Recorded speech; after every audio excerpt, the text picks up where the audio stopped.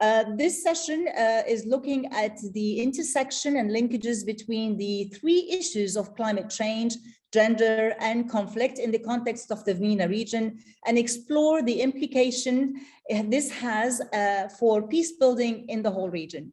For this, we're going to have great speakers today.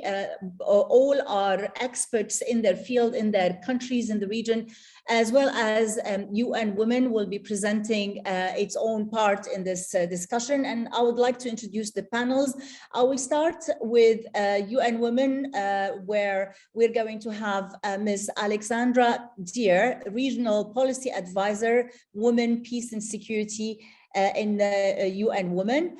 We also have Dr. Maisha Alam, is the Vice President at Foreign Policy Analytics, Foreign Policy's Independent Research and Advisory Division, and a non-resident senior fellow at the United Nations University Center for Policy Research. We also have Ms. Hasna Bakhouch, she is a Moroccan peace and security advocate, certified mediator, and founder of Young Peace Builders in Morocco. She is devoted to developing innovative and concrete peace building instruments for the successful involvement of young women and men in the global attainment and of sustainable peace, security, and justice. Last but not least, we have Dr. Aqil Abu Qara. Dr. Abu Qara is a Palestinian environmental expert and programs manager at the Palestinian Working Women's Society for Development, located in Ramallah, Palestine. He obtained his PhD degree in environmental chemistry from University of Glasgow, UK in 1992. Each of the panelists will have 5 minutes to introduce their remarks, but first I would like to open the floor and give the floor to Ms. Alexandra Deer to present UN Women opening remarks and presentation of the research findings. Dear, please, Alexandra, the floor is yours. Thank you so much, Lina, and welcome to everybody joining us. It's really a great pleasure for UN Women to have organized this side event and to bring together such a fantastic group of panelists. As this first MENA Climate Week draws to a close, we have heard about the multiple ways in which everyone across the region is affected by climate change. Yet not everyone is affected equally, especially in conflict settings. Climate change can exacerbate existing vulnerabilities of marginalized groups and of women due to existing discriminatory laws and control of resources. So this is the link between climate change and gender. And then there is the link between climate change and conflict. The MENA region is among the worst hit by the effects of climate change. For example, in Iraq, the country that I'm actually speaking from today, 100 square kilometers of fertile land are lost each year as a result of desertification. But the MENA region is not only among the worst hit by the effects of climate change, it is also host to multiple protracted violent conflicts in Syria, in Libya, in Iraq, and Yemen, which severely impact on these states' capacity to adapt and respond to the direct and indirect effects of climate change. So we have this link between conflict and climate. We have the link between climate and gender, but putting all of these pieces together, so understanding this triangular relationship between climate change, conflict, and gender is something that has so far still remained quite elusive. And there is therefore an urgent need for better analysis and also concrete and immediate action to address the linkages between climate change and conflict from a gender perspective. And this is why the UN Women Office, the UN Women Regional Office for the Arab states has launched a new research project to shed light on these issues and identify entry points for action at the policy and programmatic level. So I will present some preliminary findings that have come out of that work, which can hopefully also help us frame today's discussion. I will speak briefly about what we know, what we don't know, and what needs to happen. So first of all, what do we know? We know that the impact of climate change on conflict is complex. It's not a straightforward causal relationship. Rather, climate change is a risk multiplier. It exacerbates inequality and vulnerability that can in turn adversely affect social cohesion and contribute to the risk of conflict in a multitude of ways. And this inequality and vulnerability is itself, of course, gendered. However, we also know that the reverse impact is actually very clear. The existence of conflict directly relates to the impact climate change has. In other words, countries experiencing violent conflict and fragility are the most exposed to the effects of climate change, as their adaptation and mitigation capacity is severely limited. They have a shortage of resources, poor governance structures, and frankly, many other competing problems and priorities that can seem more immediate. And because of this link between conflict and the devastating effects of climate change, conflict resolution and peace-building efforts need to be part and parcel of building adaptive capacity, particularly in these conflict-affected countries such as Libya, Syria, Iraq, and Yemen that are highly exposed to climate change. And this is where the role of women as key agents in mitigation and adaptation comes in. Women make up 43% of the agricultural labor force in developing countries. They are two-thirds of livestock keepers worldwide and 30% of artisanal miners. So they have a lot of direct hands-on experience in managing natural resources and understanding the effects of climate change on the ground in real life. When we include women in conflict resolution and mediation efforts, we actually very often see that they are the ones that bring this important issue of natural resources and natural resource management to the negotiating table. Our research has shown that in Libya and Yemen, women have played important roles in local negotiations to solve conflicts over natural resources. In Yemen, women led cross-line negotiations that produced resource management deals, including access to water. And so our research argues that these are successes that we need to be building on. By failing to engage women in peace-building processes, we all stand to lose. Without women's participation, these processes risk missing out on their experience and expertise, and thereby weakening how natural resource and climate change issues are addressed. And of course, this exclusion also means that women's needs and concerns may not be adequately addressed and that they may not equally benefit from resource-related reforms. So the bottom line here is that women are not solely victims at risk of suffering from conflict and climate-related threats. Women are also change makers at the forefront of both peace building and climate action, and they have rich expertise that we ought to tap into. So what is the information and data that is still missing? First of all, what we need is better data and analysis of gender factors. And this, by the way, includes also the distinct impact on men.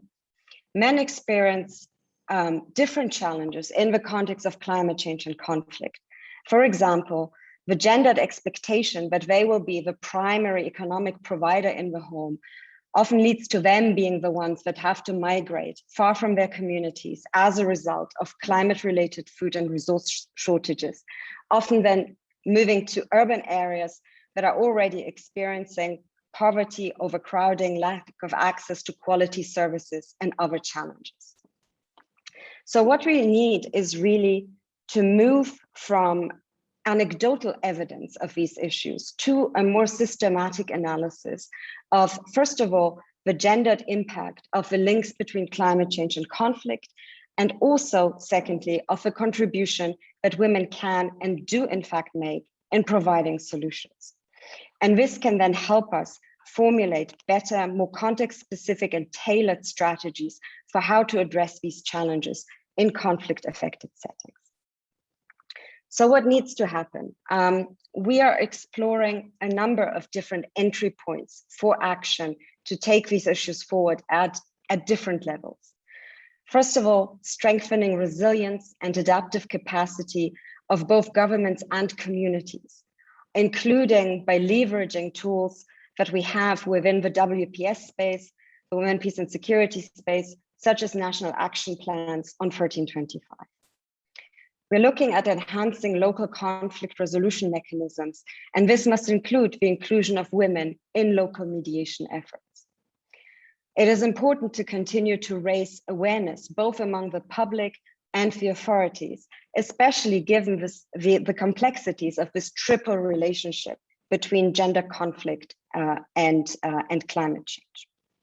So how do we disentangle some of these complexities and make them intelligible and actionable? We are then looking at, in many contexts, solutions that need to be regional and transboundary in addressing the challenges of climate change and conflict. And so when we're looking at this type of regional and transboundary cooperation, how do we ensure that women participate in such negotiations and that their concerns are addressed in any agreements reached? I've already mentioned the need for more research, analysis, and data, which needs to be gender disaggregated and which can help us build a more robust evidence base on which to base our advocacy work. And finally, when it comes to the issue of innovation and technology in this space, there is a lot of innovative solutions that are being piloted, new technology that is being developed and used in this context. So what more can we do to make sure that this is accessible to all and that everyone benefits equally from these advances? So across all of these levels and potential avenues for action, we need to ensure that women participate in all decision and policy making processes so that we ensure better, more nuanced, gender responsive and sustainable solutions. It is also important to include young leaders and young peace builders. And I think we will hear more about this from at least one of our panelists as well, because it is, after all, the future of these young people that is at stake here. And finally, in closing, I would be remiss not to emphasize the importance and the fact that none of these solutions will be possible without adequate funding. And so this is also a plea to donors, whether governments, the private sector, UN or other multilateral funding mechanisms, to ensure that sufficient funds are dedicated to promoting gender just solutions and women's leadership at this intersection of climate action and peace building work. And I will close here. Thank you very much, and very much looking forward to the discussion. Thank you very much, Alexandra, for this overview and introduction of the findings of the report. And now I would like to invite Dr. Maisha Alam to give her part of the discussion, please. Thanks so much, Lena. Good morning and good afternoon. First, thank you to UN Women for convening us. It's a pleasure to be speaking with you today. I'll acknowledge that my co-panelists are much better informed on the MENA region than I am, and unlike me, have extensive experience inside the region. So alongside their insights, I wanted to offer some overarching comments on the link between gender and climate change and also conflict, which may not be obvious to everyone, and to highlight some particular aspects that are relevant to insecurity and conflict resolution, building on Alexandra's comments just now. So there's growing recognition that climate change is one of, if not the biggest challenge facing our world today. And it's a risk multiplier for so many other issues, such as armed conflicts, which are at their highest levels in 30 years, or displacement, which is at its highest level in recorded history, or extreme poverty, which increased for the first time in 20 years because of the COVID-19 pandemic. However, one reality that's often overlooked is that accelerating climate change doesn't affect everyone equally. And rather, climate change affects marginalized social groups in distinct and in some cases disproportionate ways. And in doing so, it exacerbates pre-existing inequalities, including gender inequality. Now, women and girls are differentially and in some respects disproportionately affected by climate change, not least because they comprise the majority of the world's poor and unbanked. They're also the majority of the world's illiterate and unemployed, and they face unique vulnerabilities to violence and oppression within and outside the home. The growing evidence base linking gender and climate change, including in conflict-affected and fragile settings, is growing. But a greater need persists for sex disaggregated data and evidence-based research. For example, I led a study several years ago on the intersection of climate change and gender, looking at three key areas: human rights, security, and development. And more recently, research suggests that as climate-related extreme weather events, such as droughts, floods, and fires threaten lives and livelihoods, there are myriad ways in which they will shape micro-level coping mechanisms, which uniquely are harmful to women and girls. These include, for example, rising levels of child marriage, surges in gender-based violence, withdrawal of girls more than boys from school, and so on. And I want to be clear, these are statistical correlations, and much more research is necessary to better understand how and why these effects emerge. And that means, first and foremost, in my view, better understanding the needs, aspirations, and experiences of communities that are on the front lines, including men and women and boys and girls. The time is ripe for ensuring inclusive policymaking, including at the national, regional, and global level. And among the issues that must be on the forefront of the policymaking agenda for climate change adaptation and mitigation are, for example, land tenure for agricultural production, water scarcity and supply management, and renewable and safe sources of household energy. These issues, as all of you know better than me, are especially pertinent across the Middle East in the face of extreme temperatures, prolonged droughts, and the long history of dependence on non-renewable energy sources, particularly fossil fuels. To be clear, these are not the only issues that matter. And I would say that there needs to be much more work to map out the full range of issues that need to be considered, and how, just as conflict is mainstreamed across climate change, similarly, gender is mainstreamed across conflict and climate change too. And for that purpose, the Women, Peace and Security agenda at the UN, including UN Security Council Resolution 1325 and the subsequent suite of 10 resolutions that have emerged since then, offer, in my view, lessons learned for how to think about integrating across these areas, and also incorporating the leadership, participation, and perspectives of women and girls into decision-making, again, at the local, national, regional, and global level. Women comprise the majority of the world's smallhold farmers and grow more than 50% of the world's food, but own less than 10% of the world's land. That's just one example of inequality that we're dealing with. And across the Middle East, the problem is particularly acute, with extremely low levels of women's property inheritance and ownership.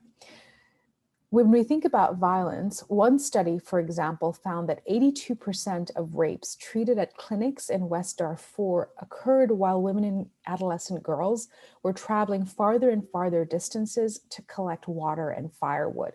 As you can imagine, this is intimately connected to climate change and what happens when there's a scarcity of water and firewood and other resources that are necessary to maintain the household, the burdens of which often fall on women and adolescent girls. We also know that human trafficking increases by almost a third in areas affected by climate-related disaster. This raises another important point, which relates to climate-induced displacement, something that Alexandra touched on briefly in her comments earlier. And both rural and urban populations are already having to migrate due to adverse impacts of climate change, whether within or across international borders. And yet, existing national and international policy frameworks are largely inadequate for protecting migrants who are displaced and who travel and flee because of climate-related risks. Just as we know that those who flee due to conflict-related risks also often are left without adequate protection and rights and find themselves in prolonged displaced contexts. And again, these issues warrant particular attention in countries like Syria, Iraq, and Yemen, where communities are coping with multiple risk factors such as conflict, food insecurity, and extreme heat. Now, I'm glad to see that inequality and insecurity, including as relates to women and girls, are increasingly on the agenda of international conferences. And I hope that at the upcoming COP27, there will be a dedicated focus on these issues when world leaders, civil society, and experts convene at Sharm el-Sheikh. What's critical at this time is ensuring that increasing understanding on gender and climate change is matched with targeted policies, and that those policies are backed up with sustainable financing and political leadership, so that the commitments and rhetoric are translated into action and change. Towards this goal, climate change gender action plans, which dozens of countries have adopted, are one example of an important policy tool that can really be a game changer in many ways if backed up with leadership and resources. And I'll just close on one note that Alexandra elaborated on much more already, so I don't want to be redundant, but it's that we must move beyond looking at these issues singularly from a protection issue and also look at them from a participation and leadership and decision-making issue. That's key to ensuring effective inclusion in the agenda of climate change, in the agenda of conflict resolution, and in the agenda of gender inequality, and certainly across the three agendas as well. And just one other point to that note, you know, that participation has to happen at every level of decision making. All too often, it's relegated only to the local or maybe national levels, and really that needs to be across the board, vertically and horizontally. So let me pause there, and I look forward to the discussion. Thank you so much. Thank you very much, Dr. Maisha, for such an informing, brief that you have just provided, and I'm sure it will draw lots of discussion later on. But now let me move to our next panelist, perhaps the youngest panelist, to talk about the young experience in Morocco, and Ms. Hasna Bakhouch. The floor is yours now. Thank you. Thank you. First of all, I would like to thank you and Women Regional Office of the Arab State for the invitation. It's such an honor to take part in this panel discussion. I'm Hasna Bakhouch. I'm a peace and security advocate from Morocco. Before addressing the question in hand of youth experiences in both climate and security processes, I see that it's fundamental to explain, from my perspective, the relationship between climate, gender, and conflict. We live in a heavily industrialized world that marks our evolutions as humans and our crafts in innovation throughout history. And the eagerness to the highest of our potential made us turn our blind eye on our responsibility in causing harm to the planet, neglecting the fact that we indeed contribute to our own extinction by damaging natural resources crucial for our survival. And yes, I said we. We all have a responsibility, and each of us is accountable. Have you ever asked yourself what would happen to the world's population if resources are gravely diminished? How you ever imagine the magnitude of conflict that can arise from lack of food and water, droughts, and famine? Have you ever thought how next generations, including your children, will survive in such case? Can you sense the fear of young people, including myself, of a future that is holding such scenarios.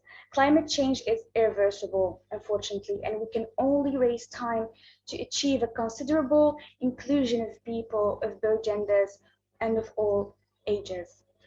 From a gender perspective, indeed, it is important it's an important percentage of women who rely on the management of natural resources, especially in the MENA region and agricultural sector, to serve their families and provide for them income and food and water for their families in the rural areas, especially.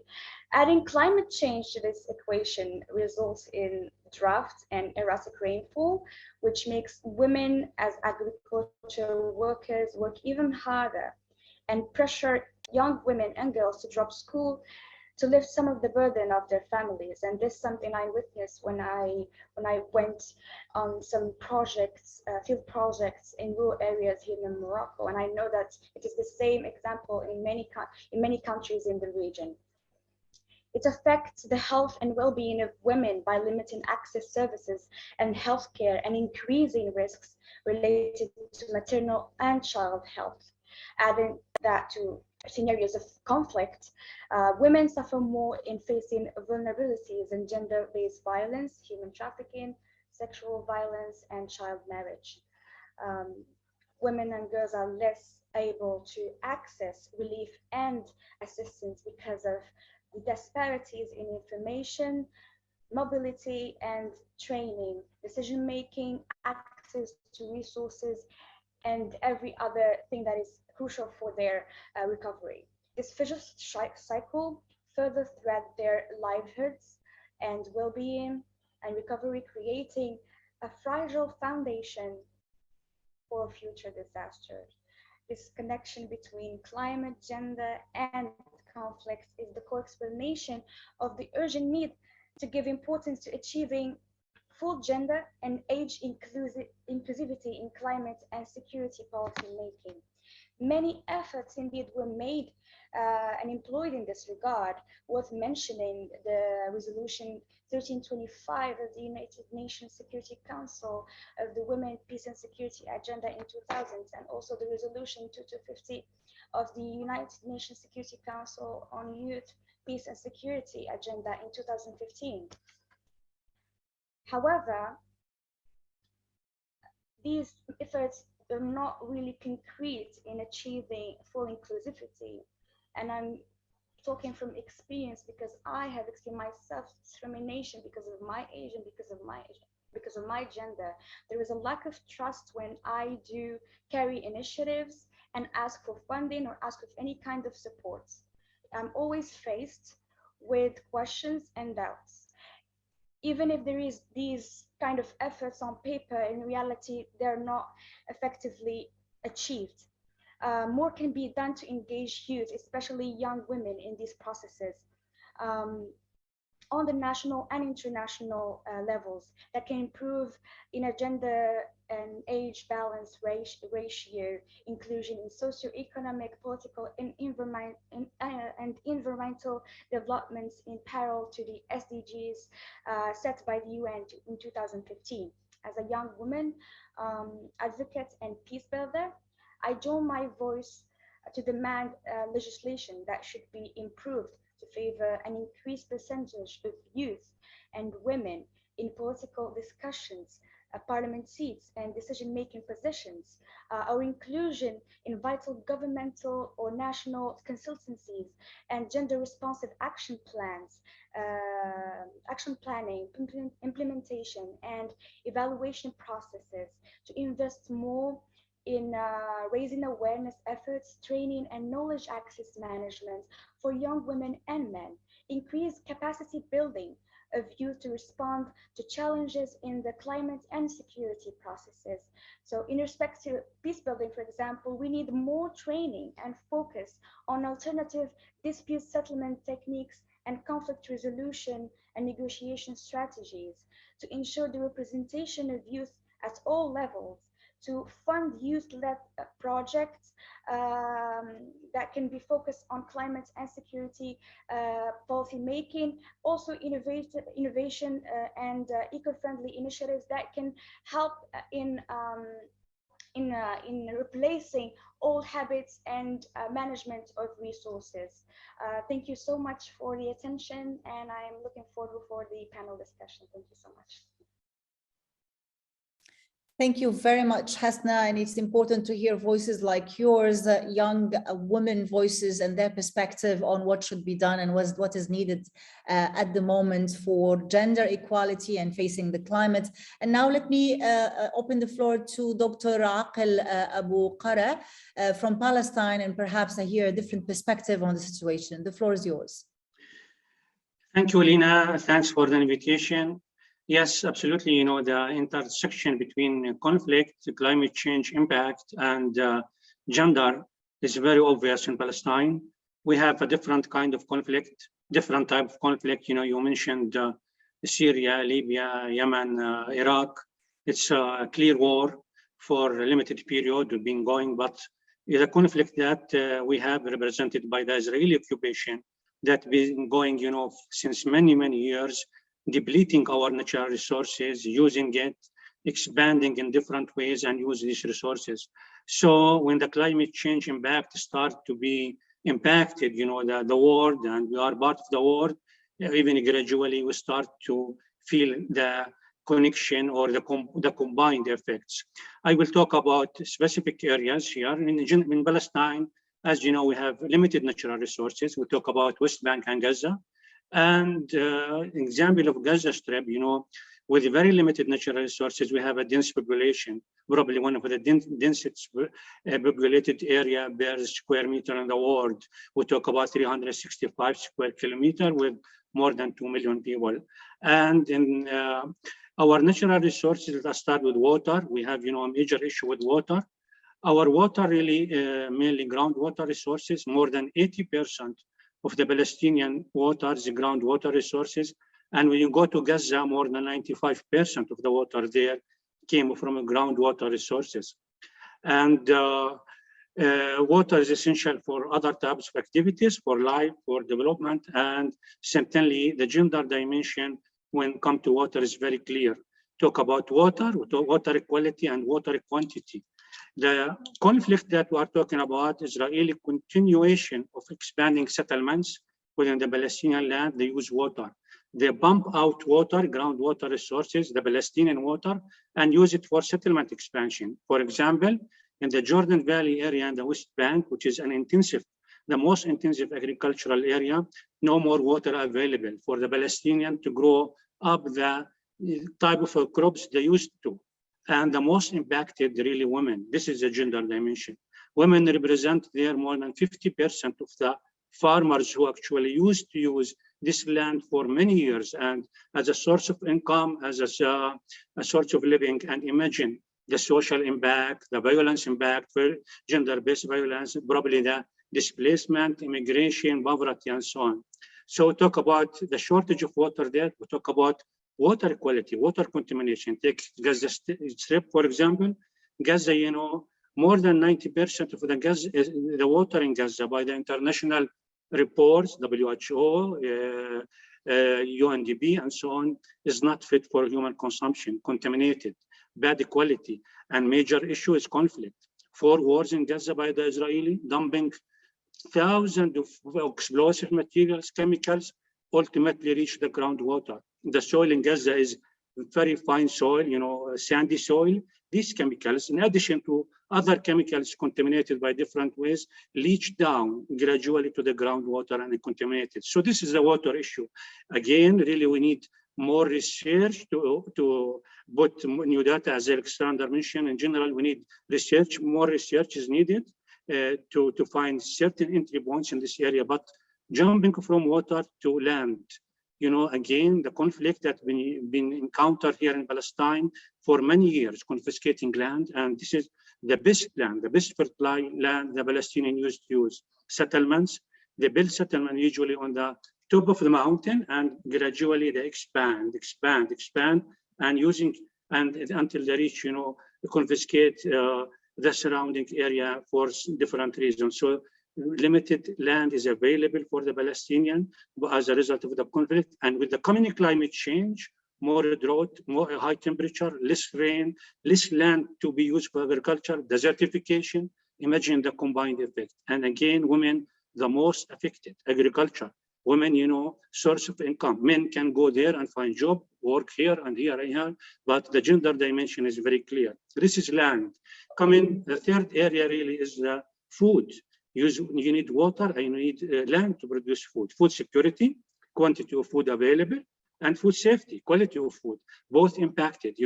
I remember myself 10 years or 20 years ago, we used to grow, banana in the Jordan Valley area, hundreds of hectares. Now there is no salty water, less water, you cannot grow. And who used to mainly live from these, fields? Women. Poor women, small community women, and so on. Imagine the gender dimension when it comes to food. The fourth area really I would like to talk is the waste management, shifting priorities, with the coming, of gender impact and continuous education. Women are the most, I can say, dealing with waste either inside house or in agriculture. Shifting priorities, less resources, more dumping waste will probably less, thinking to recycle waste, will be more waste contaminating the environment, water, again, food, soil. So this is the whole cycle really interconnected. Again, you go back to the conflict, climate change, the gender dimension. Again, Israeli actually, as part of the complete Israeli occupation, dumping waste to the Palestinian land, either direct or indirect way, dangerous waste, chemical waste, other type of waste. If you come one day to Palestine and look at the settlements at the top of the mountains, in Ramallah, in Nablus, in this town, you'll see the sewage water, the wastewater, just falling or from the settlement to the Palestinian land down the valley, and certainly destroy the soil fertility. So this is the fourth area I'm talking about, waste management in this case. The fifth area and the last, health impact, health consequences, either short-term impact or long-term impact. And here's the gender perspective. Women will expose more to chemicals, pesticide, women get pregnant, lactation women.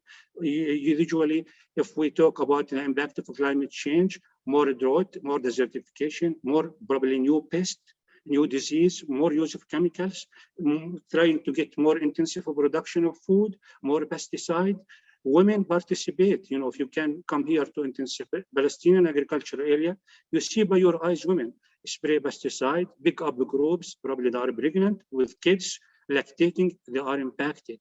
And we have, in the last few years, statistics show the increased high rate of cancer incidence in agricultural area, and this is really expected.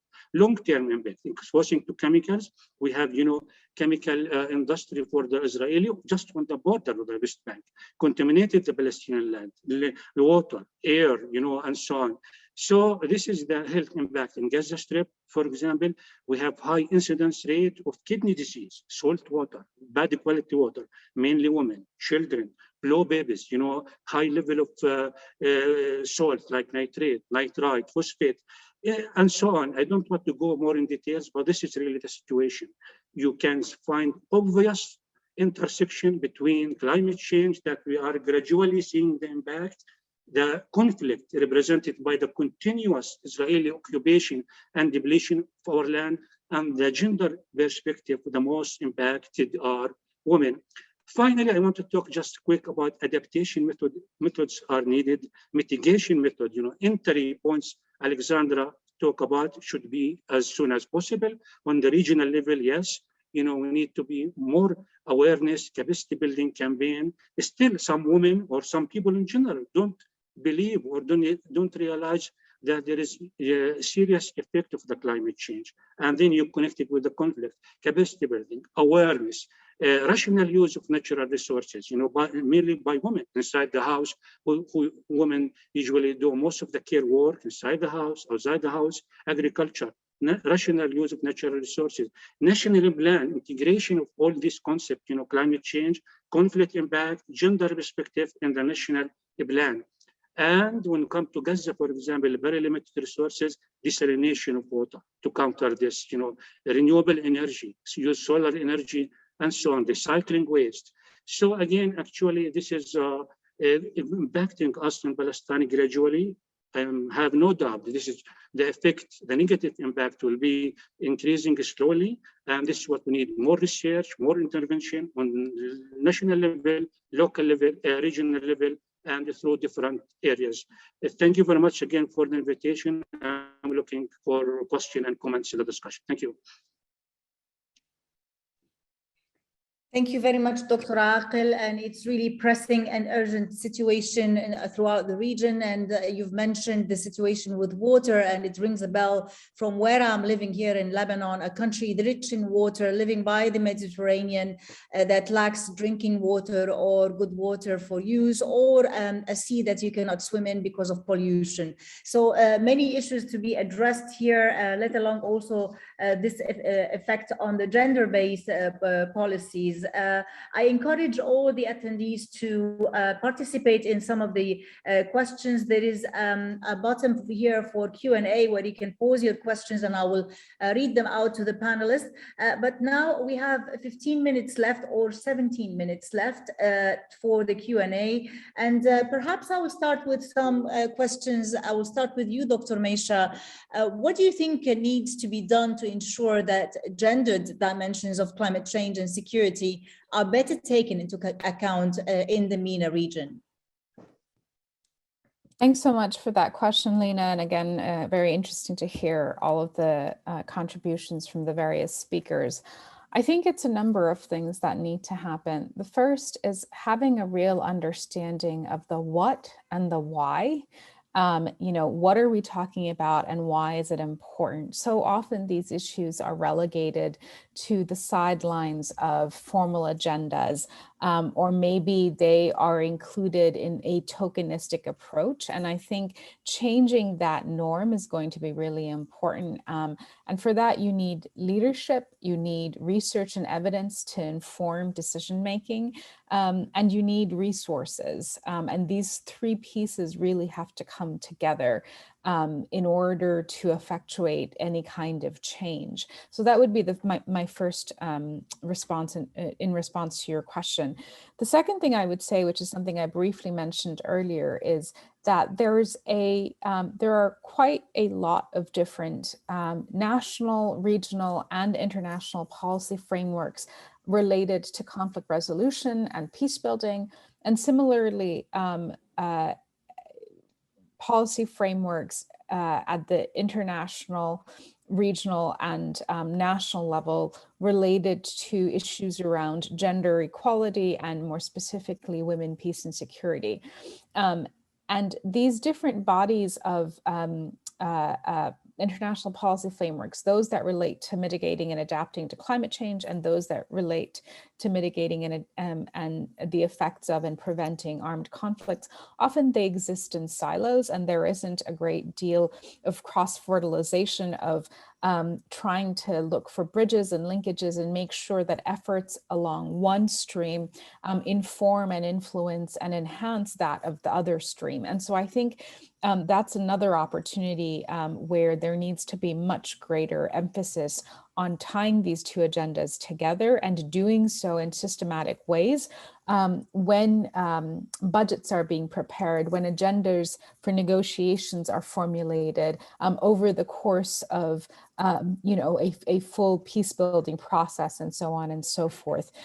So I think that's another really important aspect. And then the last thing I'll just add, the third piece would be to uplift, draw on, understand, and highlight the perspectives of grassroots leaders, including men and women and including youth. So often I think that's another piece that is all too neglected and underemphasized when it comes to decision making. And there's a lot of talk about inclusion, but actually consistently doing it and doing it in a meaningful way that isn't tokenistic and that allows for change to last, that's I think a missing piece, and something that there needs to be much more emphasis on and understanding of. Let me pause there, and then and I'm happy to jump in later as well when there are other questions. Thank you very much, Dr. Hasna and Dr. Maisha, sorry. And maybe this is your last point that you raised about, youth inclusion will take me back to Hasna and your presentation. From your perspective and your experience, Hasna, as a youth activist engaged in climate and security issues in the region, why is it important that climate and security policymaking be both gender and age inclusive?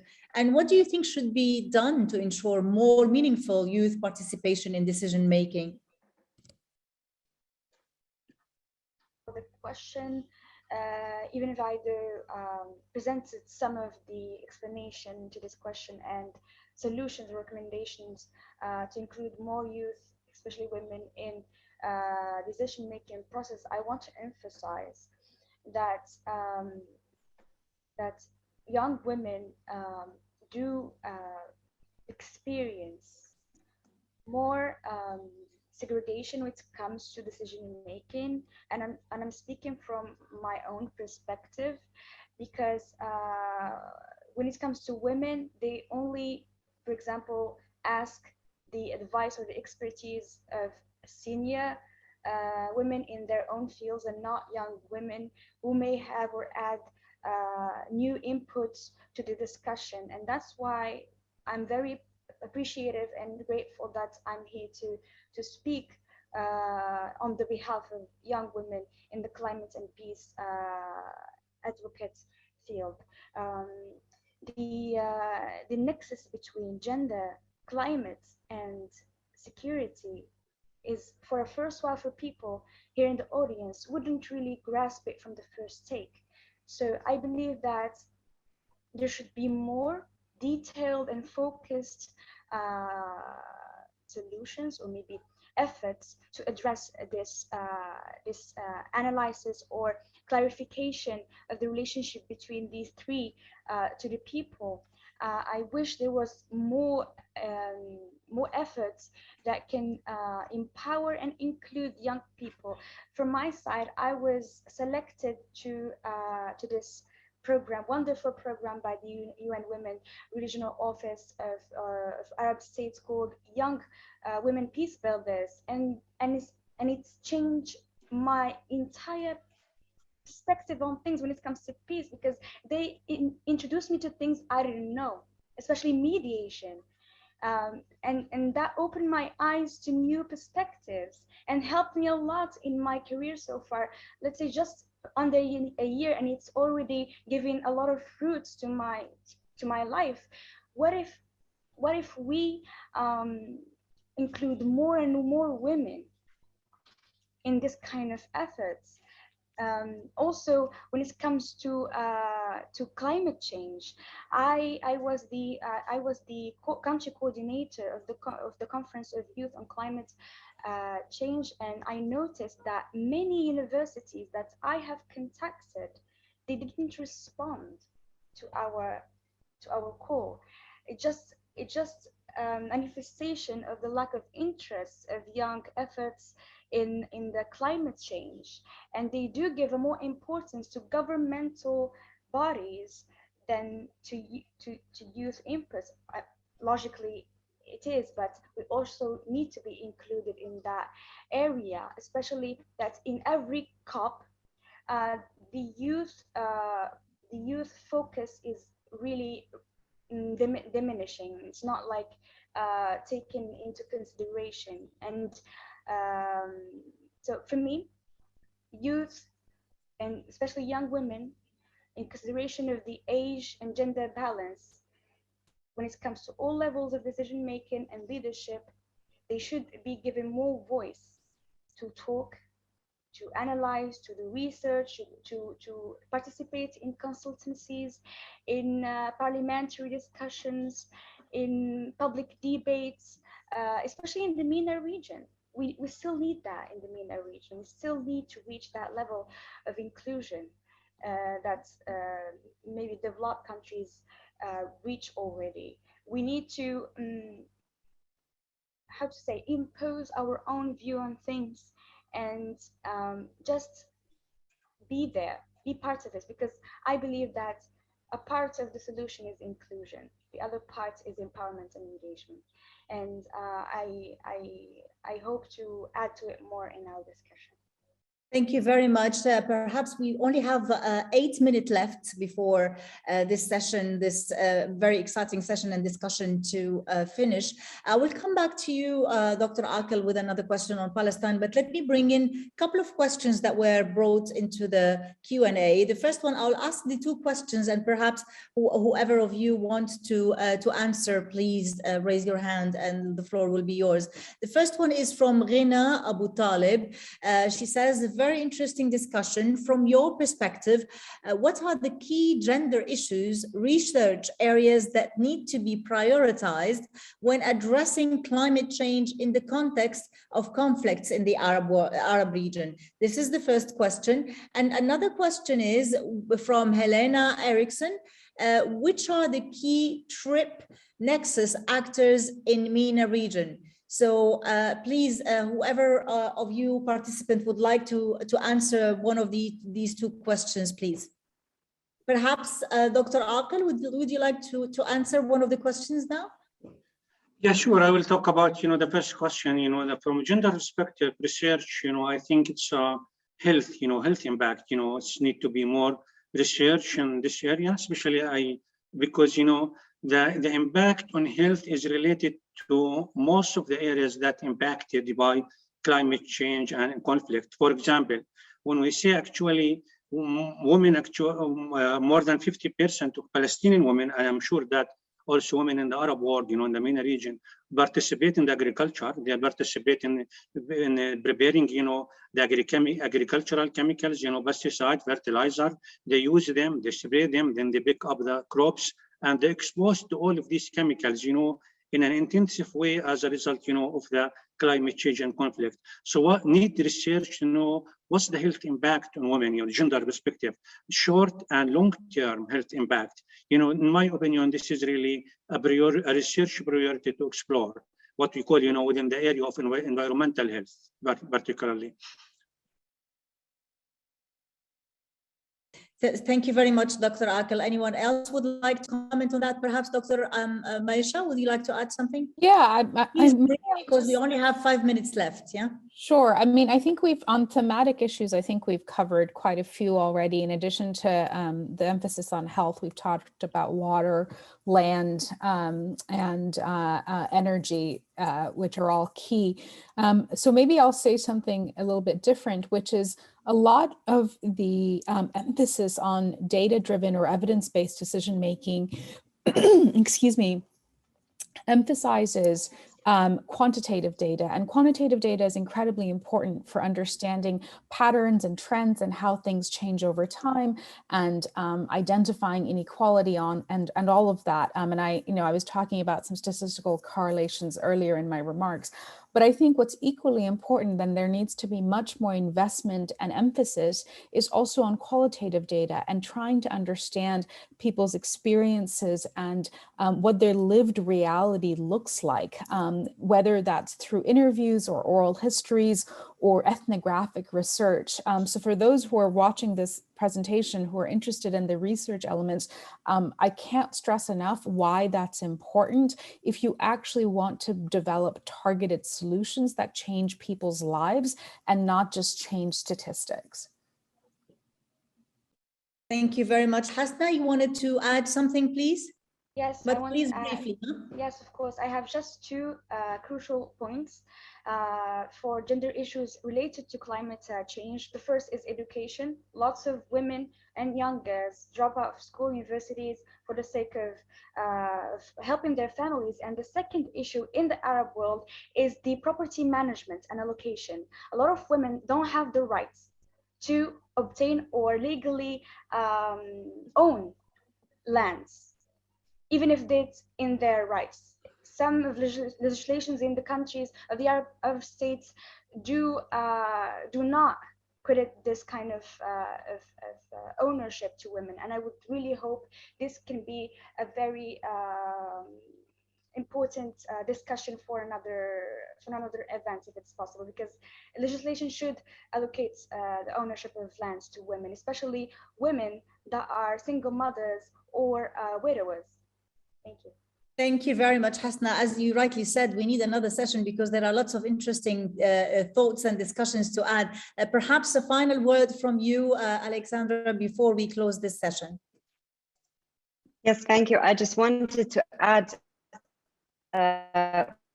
one aspect, which is we've covered a lot of different elements of the gendered impact of climate change in relation to conflict.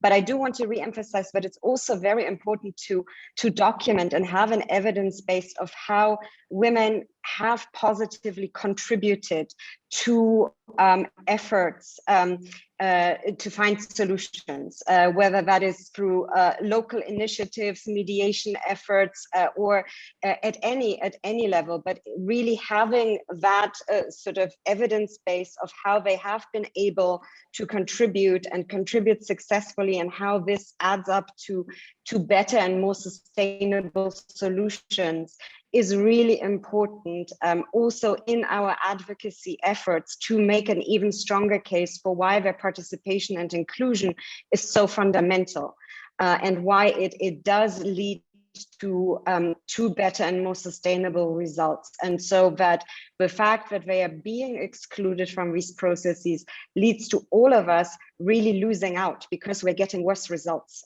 as an outcome of that.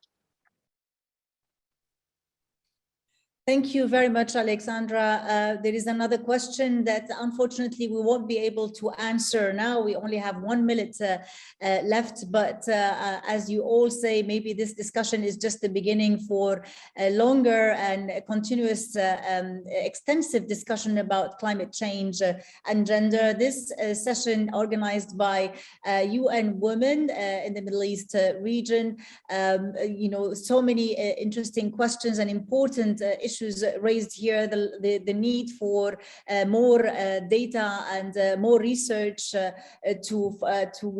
cover the gap of any missing information about climate change and gender policies as well, the need of trans-border solutions and systematic analysis of gender.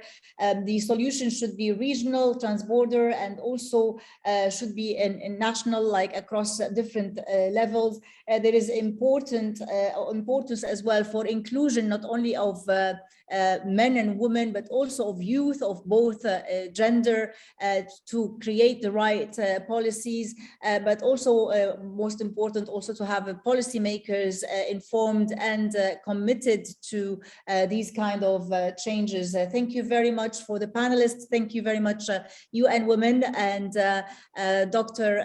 Meisha, Hasna, and Dr. Aqil. I'm sure there are lots of issues that will take more time to discuss, and hope that there will be another occasion for that. Thank you very much from me, Lina Sinjab. It's been a pleasure for me to be with you in this panel.